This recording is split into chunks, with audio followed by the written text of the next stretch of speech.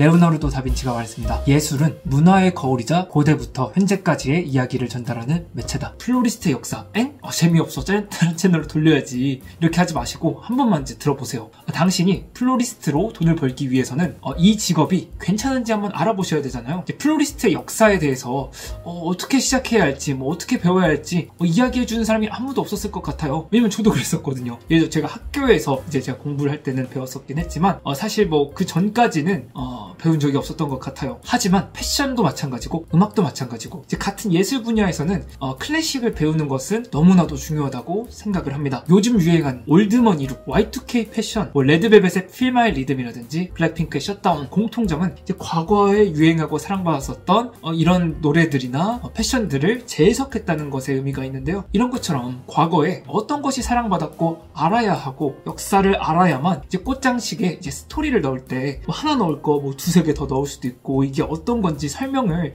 해줄 수가 있잖아요. 이런 식으로 스토리텔링이 진행되어야 고객들에게 더 만족감을 줄 수가 있습니다. 이번 역사에 관한 스토리 같은 경우도 전혀 어렵지 않고 플로리스트라는 직업이 일단은 언제부터 발생이 되었는지 그리고 어떤 스타일이 있는지 제일 중요한 거예요. 사실 역사와 이제 양식에 따라서 어떻게 변화되었는지 설명을 해드리겠습니다. 우선 이제 플로리스트라는 직업은 역사적으로 딱 한 3가지 정도로 기억해 주시면 되는데요. 첫 번째로 가장 처음 꽃을 이제 장식의 느낌으로 사용한 것은 고대 이집트 시대라고 볼 수가 있습니다. 고대 꽃장식의 시초인 이집트는 약 기원전 2500년 전부터 꽃장식을 사용하기 시작했고 이집트의 파라오였던 람세스 3세는 화려하게 장식된 길을 이제 설계했을 정도로 꽃은 굉장히 신성하고 이제 모든 예술에서 모티브가 되고 실제로 꽃다발도 직접 만들었었다고 합니다. 최근에 유튜브 채널인 침착맨에서 화제가 되었던 광민수 소장님이라고 들어보셨나요? 그분께서 직접 참여해서 만든 이집트 미라전에 제가 직접 다녀온 적이 있어요. 그때 이제 네덜란드의 라이덴 국립박물관에서 소장한 전시품들을 볼 수가 있었는데 그 안에서도 이제 관련된 전시품들을 엿볼 수가 있었습니다. 이집트의 꽃은 주로 종교의식이나 의례에 사용되었고 아름다운 생명 그리고 재생의 상징으로 제단에 올라왔습니다. 이제 로투스라고 하는 연꽃은 네페르템이라는 고대 이집트의 향기와 아름다움 그리고 치유의 신인 푸른 연꽃에 태어났을 정도로 신성화가 되어 있죠. 이후 10세기에서 13세기를 거쳐서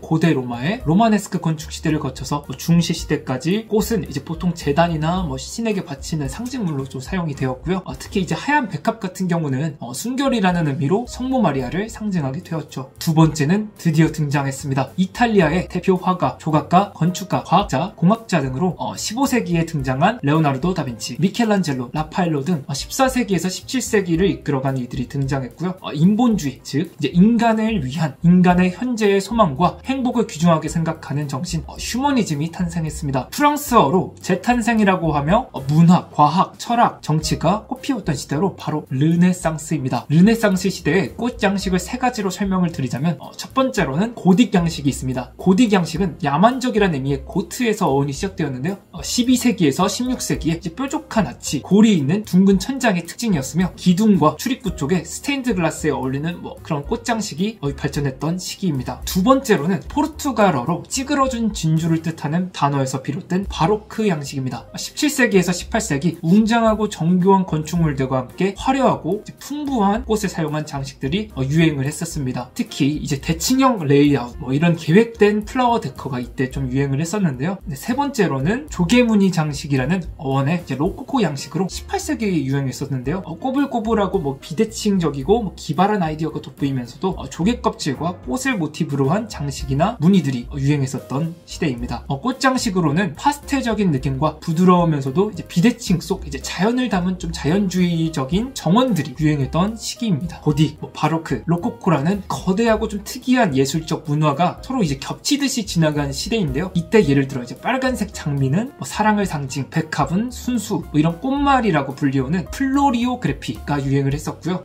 귀족들의 궁중 행사나 축하, 행사 등의 연회 테이블 꽃꽂이가 생겨났으며 정원 문화가 굉장히 발달한 시기입니다. 자, 벌써 이런 이야기를 꽃 장식을 만들 때나 이제 우리가 클래스를 진행할 때 이런 이야기를 좀 학생들한테 들려준다고 하면 남들이 모르는 정보를 내가 이렇게 제공을 해줌으로써 흥미 유도와 작품의 깊이를 줄 수 있다고 생각이 들지 않으신가요? 저는 무조건 그렇다고 생각을 합니다. 앞으로 이제 돈을 버는 이야기와 플로리스트에게 꼭 필요한 정보들을 제공해 드릴 테니까요. 구독이랑 알림 설정하시고 가장 빠르게 정보를 만나보시는 것을 추천드리겠습니다. 네, 세 번째는 플로리스트의 알파이자 오메가 시작과 끝이 있었던 시대 17세기부터 19세기 그냥 딱 설명드리면 플로리스트가 가장 큰 돈을 벌었던 시대입니다. 플로리스트의 황금기였습니다. 일단 주인공은 네덜란드고요. 이제 무역의 발달로 경제적, 예술적, 문화적 전성기를 맞이하면서 바로 튤립 마니아 혹은 이제 튤립 피버라고 불렸던 이제 튤립 파동이 있었던 시대로 중앙아시아에 이제 16세기 때 오스만 제국이라는 나라에서 재배했던 튤립을 카를로스 클루시우스라는 식물학자가 1573년에 비엔나 황실 식물원에 튤립 구근을 처음 가져와서 심었고 1593년 아까 우리나라 미라전을 전시품을 빌려준 그 라이덴 대학교 식물원 관장이 되었고 거기서 이제 튤립을 선보임으로써 17세기 때부터 튤립 열풍이 시작되어 희귀 튤립 구근 하나가 집 한 채보다 비쌌던 경우가 있었다고 합니다.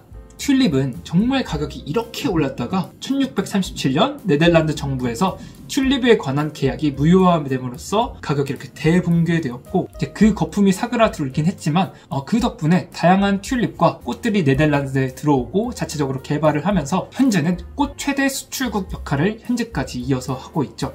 19세기 때부터는 독일의 바우하우스와 함께 기하학적이고 단순하고 미니멀하며 좀 균형 있는 스타일로 현재 플로리스트 기술의 기초가 된 색채학을 더욱더 발전시키고 실험적인 꽃장식을 만들게 되었는데요. 플로리스트 대회 등이 이제 독일에서 발전을 하면서 가장 큰 플로리스트 대회가 이제 독일에 생기게 되었고 지금까지도 플로리스트 전문학교를 통해 이제 전 세계의 학생들이 모여 저와 같은 플로리스트와 마이스터들을 탄생시키고 있습니다. 요즘은 이제 아방가르드 현대 미술을 통해서 굉장히 좀 독특하고 독창적인 컨셉으로 플로리스트 스타일이 변화해 오고 있습니다. 어떤가요? 이제 플로리스트에 대한 역사를 이제 좀 한눈에 보셨을 것 같은데요? 아닌가요? 이런 내용을 좀 숙지하고 공부해 두시면 장식을 만들 때 내가 어떤 양식을 사용했고 어떤 스타일을 선택할까에 따라 이제 컨셉을 가지고 고유한 캐릭터성을 가지게 되니까요. 이러한 내용을 꼭 다시 한번 숙지해 두시는 것을 추천드립니다. 이번 영상을 재밌게 보셨다면 플로리스트라는 직업이 어떻게 돈을 버는 직업인지 궁금하실 것 같은데요. 다음 추천 영상을 보시고 댓글로 궁금한 내용 남겨주시면 다음 영상을 만들 때 참고하겠습니다. 감사합니다. 안녕.